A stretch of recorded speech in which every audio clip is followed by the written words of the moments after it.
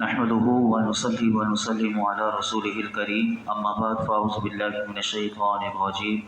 بسم الله الرحمن الرحيم ولقد ارسلنا موسى بآياتنا وسلطان مبين، اور بے شک ہم نے بھیجا موسیٰ کو اپنے نشانیوں اور صریح غلبے کے ساتھ الی فرعون وملئہ فاتبعوا امر فرعون اور اس کے درباریوں کی طرف، تو انہوں نے پیروی کی فرعون کے حکم کی۔ وما امر فرعون برشید، اور فرعون کا حکم بالکل غلط تھا۔ متعدد انبیاء اور ان کی نافرمان قوموں کے عبرت آمیز حالات سنانے کے بعد حضرت موسیٰ علیہ نبینا علیہ الصلوۃ والسلام اور فرعون کے ذکر سے اس بات کا اختتام ہو رہا ہے کہ یہاں پر یہ یاد رکھیے گا کہ آیات سے مراد توریت نہیں، بلکہ مفسرین نے لکھا کہ وہ فرماتے ہیں کہ توریت کا نزول تو غرق فرعون کے بعد ہوا، یعنی توریت جب نازل ہوئی تھی، جب فرعون اور اس کی قوم غرق ہو گئی، اس کے بعد وہ نازل ہوئی توریت۔ یہاں پر جو اللہ رب العالمین نے جو آیات ارشاد فرمائی، تو اس سے مراد علماء فرماتے ہیں کہ وہ آپ کے وہ 9 معجزات ہیں کہ جو اللہ رب العالمین نے آپ کو عطا فرمائے، اور اس کی تفصیل جو ہے وہ 15ویں پارے کی پہلی صورت جو سورہ اسرا ہے وہاں پر آئے گی، تو وہاں میں آپ کے سامنے رکھوں گا اگر زندگی رہی انشاءاللہ۔ تو یہاں پر یہ بھی فرمایا کہ سلطان مبین، تو اس سے وہ قوی دلائل اور براہین مراد ہیں کہ جو فرعون سے مناظرے کے وقت آپ نے پیش کیے اور اس فرعون کو خاموش ہونا پڑا، اور اس سے یہ بھی مراد ہو سکتا ہے سلطان مبین سے۔ علماء فرماتے ہیں کہ آپ کا وہ جو عصا جو آپ کے ہاتھ میں تھا، کہ جب اس عصے کو آپ نے زمین پر رکھا تھا تو فرعون نے جتنے جادوگر بلائے تھے، تو وہ ساحران فرعون کی جتنی شعبدے بازیاں تھیں، تو ان کا جو طلسم جو جادو تھا وہ چشم زدن میں اس عصے نے توڑ کر رکھ دیا تھا۔ تو فرمایا کہ وہ عصا جو تھا وہ اتنی اللہ کی اتنی بڑی نشانی تھی، سلطان مبین تھی، کہ فرمایا کہ اس وقت حق اتنا عیا ہو گیا کہ جس کے سامنے سب کے سب جو جادوگر تھے، کہ کیونکہ وہ سمجھ چکے تھے کہ یہ جو آپ نے دکھایا اپنے عصا کے ذریعے یہ حق ہے، تو وہ سب کے سب جادوگر جو تھے وہ آپ پر ایمان لے کر آ گئے۔ عصا ان 9 نشانیوں میں سے ایک ہے، لیکن اللہ رب العالمین نے اس کی اہمیت کیونکہ بہت زیادہ تھی، اس لیے اس کو علیحدہ بھی ذکر کیا۔ یہاں پر اس آیت میں یہ بھی آیا کہ فرعون کا حکم بالکل غلط تھا۔ رشید کسے کہتے ہیں؟ تو یاد رکھیے کہ رشید کا لفظ ہر اس کام کے لیے ہوتا ہے کہ جو قابل تحسین ہو اور پسندیدہ بھی ہو۔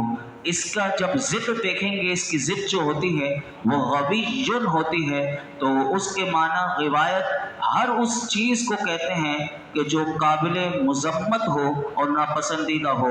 فرعون کے بارے میں اللہ رب العالمین نے فرمایا کہ اس کا حکم بالکل غلط تھا، اور اب اس کے بارے میں علماء نے لکھا کہ فرعون جتنی باتیں کرتا تھا تو فرمایا کہ وہ ساری باتیں جو تھیں وہ رشد و ہدایت سے بالکل بیگانہ تھی، اور اس کے خدائی کے دعوے سے لے کر اور بنی اسرائیل کو غلام بنانے تک کوئی چیز بھی تو قرآن کہتا ہے کہ ایسی نہ تھی کہ جسے بنظر استحسان دیکھا جائے، اور فرمایا کہ عقل و دانش کے معیار پر وہ پوری اترتی ہو۔ اور اس سے بھی زیادہ افسوس اس بات پر کہ قرآن کہتا ہے کہ فرعون کا جو طرز عمل تھا، وہ جس نے فرمایا کہ اس بات پر سب سے زیادہ افسوس ہے کہ اس کی قوم کا جو طرز عمل تھا، کہ قوم نے جو اللہ نے قوم کو بھی عقل سلیم دی تھی، اس قوم نے اپنے عقل سلیم کو استعمال کرنے نہ کرا، اور وہ بھی ساری زندگی بھر فرعون غلط کہتا رہا، اس کے پیچھے چلتے رہے، اور جن احمقانہ حرکت کا وہ عمر بھر ارتکاب کرتا رہا، قوم نے کبھی بھی اس کے اندر غور کرنے کی کوشش بھی نہ کی۔ تو آپ دیکھ لیجئے لیجئے کہ ایسی قوم آج بھی پائی جاتی ہے کہ جو گمراہ لیڈر ہو تو اس کے پیچھے آنکھیں بند کر کے کیسے چلتی ہے۔ اگلی آیات میں وہی آئے گا کہ آج بھی ہمیں اپنی آنکھیں کھلی رکھنی چاہیے۔ یہ واقعات قرآن جو ذکر کرتا ہے اس میں بڑی عبرت ہمارے لیے ہے۔ آگے ارشاد فرمایا کہ یقدم قومہ یوم القیامت فاورثہم النار وبئس الورد المورود، اور وہ اپنی قوم کے آگے آگے ہوگا روز قیامت اور لا ڈالے گا انہیں آتش جہنم میں، بہت بری داخل ہونے کی جگہ ہے اور جہاں انہیں داخل کیا جائے گا۔ جس طرح فرمایا کہ دنیا میں وہ اپنی آنکھیں بند کیے ہوئے فرعون کے پیچھے چلتے رہے۔ کون؟ فرعون کی قوم۔ فرعون جیسا کہتا تھا، غلط کہتا تھا، تو وہ بس آنکھیں بند کر کے اس کے پیچھے چلتے رہے۔ تو قرآن کہتا ہے جب قیامت کا دن ہوگا اس روز بھی ان کا حشر اپنے اس لیڈر کے ساتھ ہوگا کہ جس کی غلط قیادت میں انہوں نے اپنی دنیا میں بھی اپنی دنیا کو برباد کیا تھا۔ فرمایا کہ جو فرعون کی قیامت کے دن منزل ہوگی، فرمایا اس کی قوم جس نے اس کی پیروی کی ہوگی قیامت کے دن ان کی منزل بھی وہی ہوگی۔ اور یہ بتا دیا کہ آنکھیں بند کر کے پیچھے چلنے والے یہ فرض نہ کر لیں کہ اگر ان کے لیڈر نے اپنی ناپسندیدہ اور مذمت والی اور گمراہی کی وجہ سے اگر وہ گرفتار ہوا ہے تو قوم یہ سمجھے کہ انہیں معاف کر دیا جائے گا، اور ان بیچاروں نے تو خود تو برائی نہیں کی تھی کیونکہ ان کے لیڈر نے وہ کیا تھا اور قیادت جو کر رہا تھا وہ گمراہ تھا، اور یہ تو صرف اس کے پیچھے پیچھے چلی تھی۔ تو یہاں پر بتا دیا گیا کہ قوم یہ نہ سمجھے کہ جس غلط لیڈر کے پیچھے وہ چل رہے تھے تو ان سے تو پوچھا ہی نہیں جائے گا، اور قیامت کے دن وہ عذر اللہ کی بارگاہ میں پیش کریں گے کہ مالک ہمیں تو پتہ نہیں تھا، یہ غلط تھا، اس نے ہمیں غلط چلایا۔ تو یہاں پر قیامت تک آنے والے جتنے لیڈر ہوں گے ان سب کے لیے اور ان کے پیچھے چلنے والوں کے لیے کتنا بڑا پیغام دے دیا کہ یہ نہ سمجھنا کہ تم سے مواخذہ نہ ہوگا۔ فرمایا کہ جیسے تمہارے لیڈر کو سزا ملے گی، فرمایا ایسے ہی اس کے پیروکاروں کو بھی سزا ملے گی۔ اور کیوں؟ اس کی وجہ بھی بتا دی۔ کوئی یہ نہ سمجھے کہ ہمیں کیوں سزا ملے گی، تو اللہ رب العالمین نے فرمایا کہ میں نے تمہیں عقل سلیم تو دی تھی کہ تم اس عقل سلیم سے غور و فکر کرتے، اور تم اس صلاحیت کو جو تمہیں میں نے دی تھی اس کو استعمال کر کے تم حق کو حق جان لیتے اور باطل کو باطل میں دونوں کے درمیان امتیاز کر لیتے۔ فرمایا کہ تمہیں تو میں نے آنکھیں بھی دی تھی اور کان بھی دیے تھے، تمہیں دل و دماغ بھی دیا تھا، لیکن تم تو ایسے لوگ ہو کہ تم دانستہ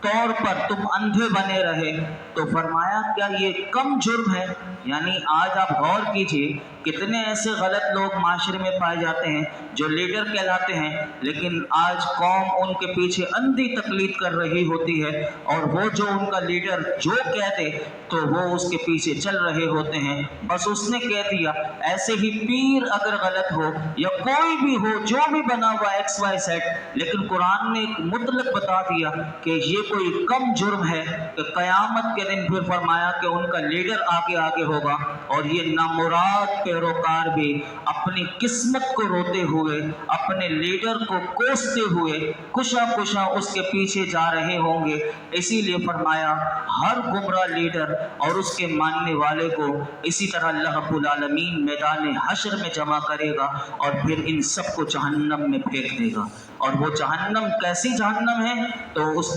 کی تعریف بھی بتا دی کہ وَبِئْسَ الْوِرْدُ الْمَوْرُودُ، کہ وہ بہت بری داخل ہونے کی جگہ ہے، اور جہاں انہیں داخل کیا جائے گا جتنی بری جگہ ہے تو جتنے برے لیڈر ہوں، تو اسی لیے دنیا میں بھی آنکھیں بند کر کے کسی کی تقلید نہیں کرنی چاہیے، بلکہ جو اللہ نے عقل دی ہے، جو صلاحیت دی ہے، ہمیشہ اس کو استعمال کرنا چاہیے، اور حق کو حق بولیے اور غلط کو غلط بولیے۔ نہیں بول سکتے تو پھر قیامت کے دن اور اندھے بن کر چلے تو پھر یہ پوچھا جائے گا۔ یہ بات یہاں پر بتا دی، اور فرمایا کہ یہ تو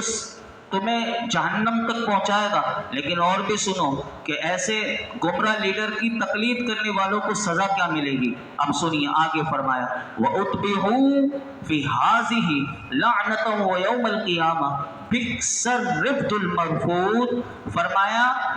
कि उन पर भेजी जाती रहेगी इस दुनिया में भी लानत और क़यामत के दिन भी बहुत बुरा अतिया है जो उन्हें दिया जाएगा। यहाँ पर इस आयत में अल्लाह रब्बुल आलमीन ने बता दिया कि इस आयत का माना ये है कि अल्लाह रब्बुल आलमीन ने अंबिया कराम और फरिश्तों की लानत दुनिया और आखिरत दोनों जगह में फिरौनियों को मिली और कभी वो उनसे जुदा ना हुई। दुनिया में क़यामत तक हर आने वाली नस्ल जो है फिरौन को, उसकी कौम को बुराई से याद करेगी, और आखिरत में तो जब सब जमा हो जाएंगे तो फरमाया तमाम अव्वलीन और आखिरीन इन पर लानत करेंगे। तो इससे क्या पता चला? इससे उलमा कहते हैं ये पता चला कि दुनिया की रुसवाई और नेक लोगों का हमेशा किसी पर लानत करना ये अल्लाह का अज़ाब है। कि दुनिया में जो अल्लाह वाले हैं या कोई भी नेक बंदा है, अगर कोई भी इन पर लानत करता है तो यही सबसे बड़ा इनके लिए अज़ाब है। और फरमाया कि ये भी पता चला कि जब ज़िक्र खैर और अच्छा चर्चा किसी का हो तो ये अल्लाह की रहमत है कि ये दुनिया से इंसान अच्छा गया और उसका ज़िक्र खैर हो रहा है, तो फरमाया ये सबसे बड़ी अल्लाह की रहमत है। और फरमाया ज़ालिका मिन अंबाइल क़ुरा नक़ुस्सुहु अलैका मिन्हा क़ाइम व हसीद, फरमाया ये बस्तियों की खबर है जो हम तुम्हें सुनाते हैं, और फरमाया कि इनमें से कोई अभी कायम है और कोई काट दी गई, यानी ये गुजरी हुई उम्मतों की खबरें जो हैं ए हबीब सल्लल्लाहु अलैहि वसल्लम हम तुम्हें इसलिए सुनाते हैं ताकि आप अपनी उम्मत को ये खबर दें ताकि वो इन तमाम जो गुजरी हुई उम्मतों की, जो कुरान ने आपने 7वां ये वाक़या था, ये जो वाक़यात जो चल रहे हैं, तो फरमाया महबूब आप अपनी उम्मत को ये सारे वाक़यात की खबर दें। क्यों दें? तो फरमाया ताकि वो इबरत हासिल करें और अपने कुफ्र से बाज आ जाएं, या फिर उन पर भी वैसा ही अजाब नाजिल हो जाएगा जैसा कि साबिका कौमों पर अल्लाह की तरफ से अजाब नाजिल हुआ। फरमाया कि जिन कौमों को हमने हलाक कर दिया उनकी मिसाल भी कुरान ने दी। कैसे हलाक किया? तो फरमाया जैसे कि खेतियाँ होती हैं तो खेतियों में से जैसे कुछ बच जाता है और कुछ कट जाता है, तो फरमाया इनकी मिसाल ऐसी है कि फरमाया कि इनके मकानों की दीवारें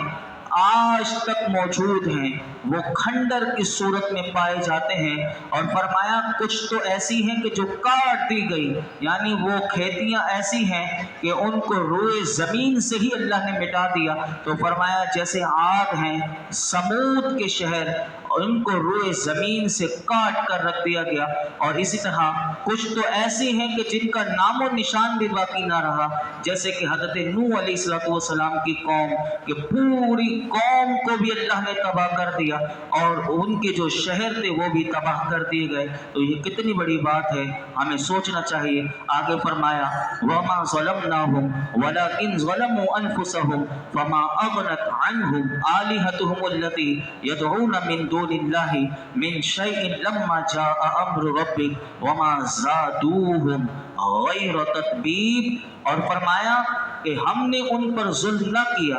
बल्कि खुद उन्होंने अपनी जानों पर जुल्म किया। तो अल्लाह के सिवा जिन माबूदों की इबादत करते थे वो उनके कुछ काम ना आए जब तेरे रब का हुक्म आया, और उन्होंने उनके नुकसान में इजाफा ही किया। इस आयत में अल्लाह रब्बुल आलमीन ने ये बता दिया कि अल्लाह रब्बुल आलमीन किसी पर कोई जुल्म नहीं करता, यानी अल्लाह रब्बुल आलमीन का जब अजाब आया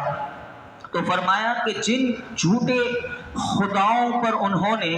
तकिया किया हुआ था, फरमाया कि जब वो अजाब आया तो वो एक एक करके वो सारे झूठे माबूद वो घिरते चले गए और नापैद होते चले गए। और उस मुश्किल वक्त में जब ये अजाब की लपेट में थे और जब ये तबाह हो रहे थे तो कहा कि उस वक्त उनके कोई काम ना आया, और इन झूठे सहारों पर एतमाद ही इनकी बर्बादी का बाइस बना। और वो उनको बड़ा कवि और मजबूत समझते थे, जैसे कि बुद्ध थे और जैसे कि फिरौन को ये बहुत बड़ा ताकतवर समझते थे। फरमाया कि जब उनकी बेबसी और बेदस्तपाई का यकीन انہیں تب آیا کہ جب ان کے ہاتھ سے وقت نکل چکا تھا۔ تو یہ قرآن ہمیں بتا رہا ہے اور فرمایا کہ وَكَذَلِكَ أَخْذُ رَبِّكَ إِذَا أَخَذَ الْقُرَىٰ وَكَذَلِكَ أَخْذُ رَبِّكَ إِذَا أَخَذَ الْقُرَىٰ وَهِيَ ظَالِمَةٌ إِنَّ أَخْذَهُ أَلِيمٌ شَدِيدٌ إِنَّ فِي ذَلِكَ لَآيَةً لِمَنْ خَافَ عَذَابَ الْآخِرَةِ ذَلِكَ يَوْمٌ مَجْمُوعٌ لَهُ النَّاسُ وَذَلِكَ يَوْمٌ مَشْهُودٌ۔ اور یوں ہی یہ آیت بڑی غور سے سنیے گا، اس کا ترجمے میں غور کیجیے گا تو ہمارے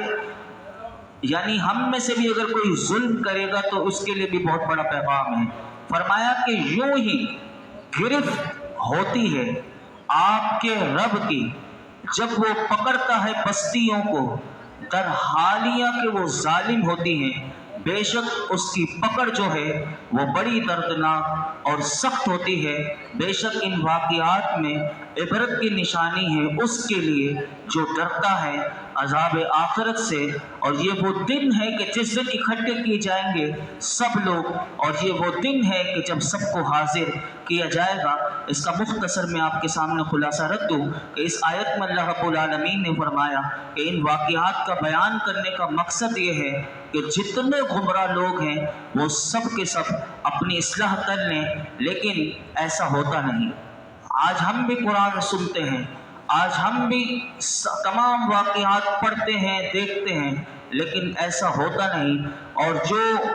قرآن کی جو تفسیر لکھنے والے پیر کرم شاہ صاحب الازہری رحمۃ اللہ علیہ نے ایک بڑی خوبصورت بات لکھی کہ آپ فرماتے ہیں کہ جو عیش و عشرت میں کھوئے ہوئے ہیں وہ ان باتوں کی طرف دھیان نہیں دیتے۔ کیوں؟ وہ چاہتے ہیں سیر کے لیے، تو جب وہ اجڑے ہوئے بستیوں کو دیکھتے ہیں، خندرات کو دیکھتے ہیں،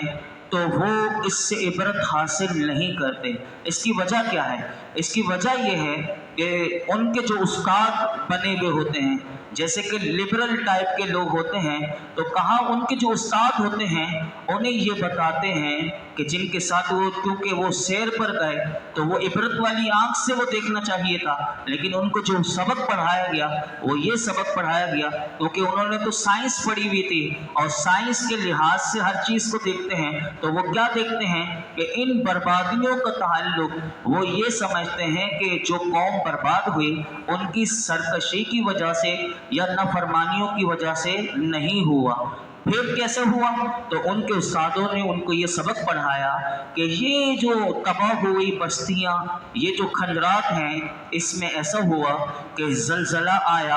اور اس آباد نگر کی فلابوس عمارتیں جو تھیں وہ پیوند خاک ہو گئیں۔ یعنی زلزلہ آیا تو وہ عبرت کی آنکھ سے نہیں دیکھ رہے، وہ سائنس کی آنکھ سے وہ دیکھ رہے ہیں کہ بس زلزلہ آیا تھا، اتنی بڑی عمارتیں تھیں وہ زمین میں چلی گئی، بارشیں کثرت سے ہوئیں، اس وجہ سے دریاؤں میں طغیانی آ گئی، پانی آ گیا، جس کی وجہ سے یہ جو آباد علاقہ تھا یہ ویران ہو گیا۔ بادل جیسے آتے رہتے ہیں ویسے آئے، بجلی جیسے کڑکی ویسے اکثر کڑکتی رہتی ہے، اتفاقیہ ہی وہ اس محل یا قلعے پر بجلی گری تو اس نے اس کی بنیادوں کو اکھیڑ کر رکھ دیا، اور اس بگڑی ہوئی اور بڑی کوشش سے بگاڑتی ہوئی وہ استاد والی قوم جو اس قوم کو بگاڑنے والی ہے، فرمایا کہ جب وہ ایسے ان بستیوں کو دکھائے گی تو مجھے بتائیے کہ وہ قوم اپنے اعمال کا محاسبہ کب کرے گی؟ کبھی بھی نہیں کرے گی۔ جب اس نظر سے دیکھے گی تو پھر اسی لیے قرآن میں اللہ رب العالمین نے بتا دیا کہ کون عبرت حاصل کرے گا، تو فرمایا خوش نصیب لوگ وہ ہوں گے کہ جو ان گزری ہوئی قوموں کے پاس سے اور ان کے علاقوں سے، ان کے شہروں سے جب گزریں گے تو فرمایا کہ وہ ان کی خاموش دیواروں سے بھی اس عبرت کی آنکھ سے وہ ان کو، اور وہ عبرت والے کان ان کے کھلے ہوئے ہوں گے اور وہ اپنی اصلاح کی طرف مائل ہو جائیں گے۔ اور کون اصلاح کی طرف آئے گا؟ تو وہ بھی قرآن نے بتا دیا کہ جس کو قیامت پر ایمان ہوگا اور اسے یقین ہوگا کہ ایک دن ایسا بھی آنے والا ہے کہ جب سب لوگ اللہ کی بارگاہ میں حاضر ہوں گے اور سب کو اپنے اعمال کا محاسبہ دینا ہوگا، اور وہاں وہاں جواب دہی کے لیے حاضر ہونا ہوگا، اور وہ کون سی قوم ہوگی، پھر آگے اور قرآن فیصلہ کرے گا۔ کل کی جو آیات آئیں گی وہ بھی ہمیں بہت بڑا سبق دیں گی۔ تو یہ فرعون کے جو واقعات ہیں، اس میں آپ نے دیکھا کہ کتنے بڑے بڑا پیغام ہیں۔ اگر آپ گھر جا کر بھی اس کا آخری یہ تو رکوع ہیں سورہ ہود کے جو چل رہے ہیں، اس میں آپ غور کیجئے، بہت کچھ ہمیں سیکھنے کو ملے گا۔ اللہ رب العالمین ہمیں غور و فکر کی توفیق عطا فرمائے۔ الحمدللہ رب العالمین، والصلاة والسلام علی سید الانبیاء والمرسلین وعلی آلہ واصحابہ اجمعین۔ اللہ پاک جو کچھ سنایا اس میں کوئی غلطی کوتاہی ہو معاف فرما، اپنی بارگاہ میں قبول فرما۔ رب کریم ہمیں قرآن حکیم کا قدردان بنا، ہمیں مولا کریم عبرت والی آنکھ عطا فرما، عبرت والا دل عطا فرما۔ اے رب کریم غور و فکر والا دل و دماغ عطا فرما۔ مولا کریم ہمیں باعمل بنا دے، ہمیں مولا کریم ہر قسم کی تیری نافرمانیوں سے، سرکشی سے محفوظ فرما۔ آخرت کی فکر عطا فرما، اپنی موت کی فکر عطا فرما، اور مولا کریم یہ یقین کامل عطا کر دے کہ کل قیامت کے دن ہم سب نے تیری بارگاہ میں حاضر ہونا ہے، اور اپنے کیے کا ایک ایک مولا کریم عمل کا تیری بارگاہ میں جواب دینا ہے۔ یا اللہ ہمیں یہ یقین اور یہ غور و فکر عطا کر دے، اور مولا کریم ہمیں مولا کریم موت جو برحق ہے، مولا کریم ہر وقت اپنی موت کو یاد رکھنے والا بنا دے، ہماری آخرت کو اچھا کر دے اور ہماری موت کو اچھا کر دے۔ اے رب کریم جتنے گناہ مولا کریم جو ان قوموں سے ہوئے، مولا کریم آج ہمارے معاشرے میں بھی پائے جاتے ہیں، اللہ یہ سارے گناہ سے ہمیں بچنے کی توفیق عطا فرما۔ اس درس قرآن میں یہ جتنے حاضرین موجود ہیں، اللہ جس کے دل میں جو مراد ہو پوری فرما۔ وصلی اللہ تعالی علی خیر خلق محمد وعلی آلہ وصحبہ اجمعین۔